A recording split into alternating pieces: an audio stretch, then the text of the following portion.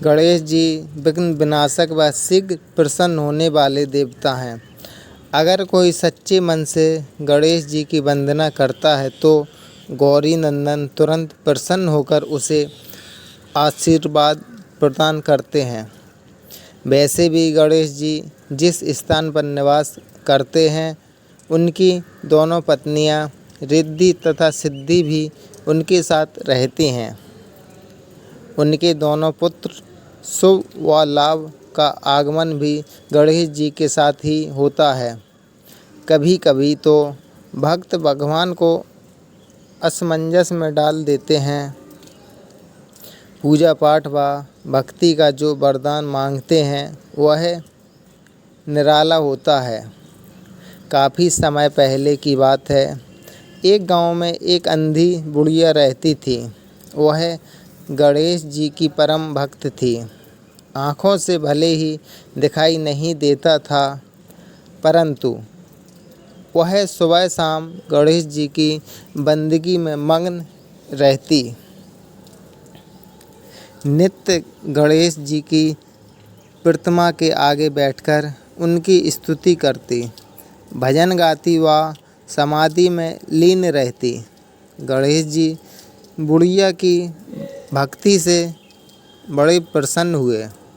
उन्होंने सोचा, यह बुढ़िया नित्य हमारा स्मरण करती है, परंतु बदले में कभी कुछ नहीं मांगती। भक्ति का फल तो उसे मिलना ही चाहिए। ऐसा सोचकर गणेश जी की एक दिन बुढ़िया के सम्मुख प्रकट हुए तथा बोले, माई, तुम हमारी सच्ची भक्त हो। जिस श्रद्धा व विश्वास से हमारा स्मरण करती हो, हम उससे प्रसन्न हैं। अतः तुम जो वरदान चाहो हमसे मांग सकती हो। बुढ़िया बोली, प्रभु, मैं तो आपकी भक्ति प्रेम भाव से करती हूँ। मांगने का तो मैंने कभी सोचा ही नहीं, अतः मुझे कुछ नहीं चाहिए। गणेश जी पुनः बोले, हम वरदान देने के लिए आए हैं। बुढ़िया बोली, हे सर्वेश्वर, मुझे मांगना तो नहीं आता। अगर आप कहें तो मैं कल मांग लूँगी। तब तक मैं अपने बेटे व बहू से भी सलाह मंसूरा कर लूँगी। गणेश जी कल आने का वादा करके वापस लौट गए। बुढ़िया का एक पुत्र व बहू थी। बुढ़िया ने सारी बात उन्हें बताकर सलाह मांगी। बेटा बोला, माँ, तुम गणेश जी से ढेर सारा पैसा मांग लो, हमारी गरीबी दूर हो जाएगी, सब सुख चैन से रहेंगे। बुढ़िया की बहू बोली, नहीं, आप एक सुंदर पोते का वरदान मांगें। वंश को आगे बढ़ाने वाला भी तो चाहिए। बुढ़िया बेटे और बहू की बातें सुनकर असमंजस में पड़ गई। उसने सोचा, यह दोनों तो अपने अपने मतलब की बातें कर रहे हैं। बुढ़िया ने पड़ोसियों से सलाह लेने का मन बनाया। पड़ोसन भी नेक दिल थी। उसने बुढ़िया को समझाया कि तुम्हारी सारी जिंदगी दुखों में कटी है। अब जो थोड़ा जीवन बचा है वह तो सुख से व्यतीत हो जाए। धन अथवा पोते का तुम क्या करोगी? अगर तुम्हारी आँखें ही नहीं हैं तो यह सांसारिक वस्तुएं तुम्हारे लिए व्यर्थ हैं। अतः तुम अपने लिए दोनों आँखें मांग लो। बुढ़िया घर लौट आई। बुढ़िया और भी सोच में पड़ गई।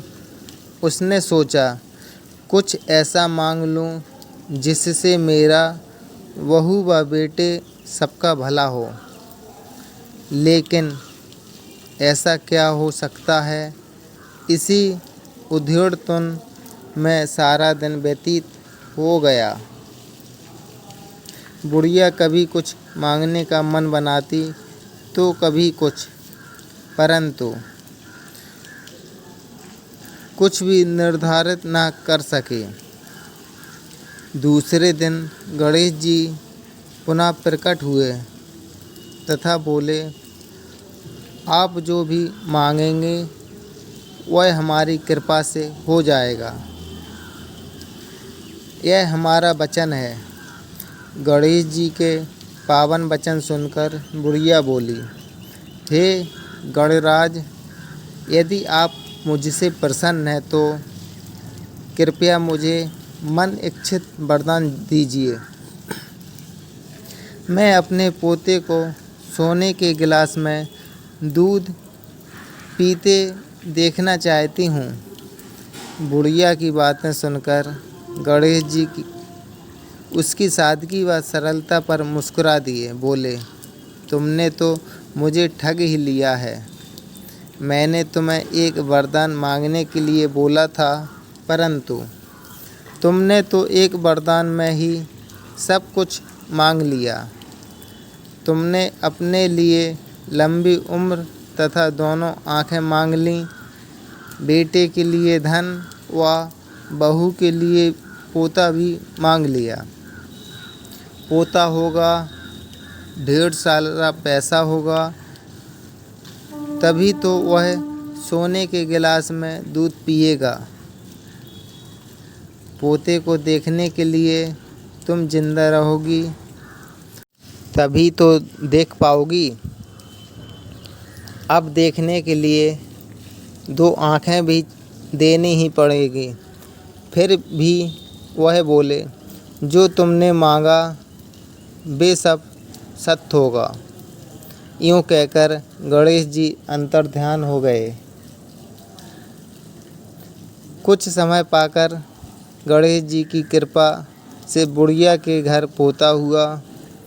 बेटे का कारोबार चल निकला तथा बुढ़िया की आँखों की रोशनी वापस लौट आई। बुढ़िया अपने परिवार सहित सुखपूर्वक जीवन व्यतीत करने लगी। कैसी लगी दोस्तों कहानी? कमेंट करके आप ज़रूर बताएं और हमारे YouTube चैनल को सब्सक्राइब करें, जिससे आपको ऐसी ही धार्मिक व मनोरंजक कहानियाँ मिल सकें। और अपना ख्याल रखें, स्वस्थ रहें।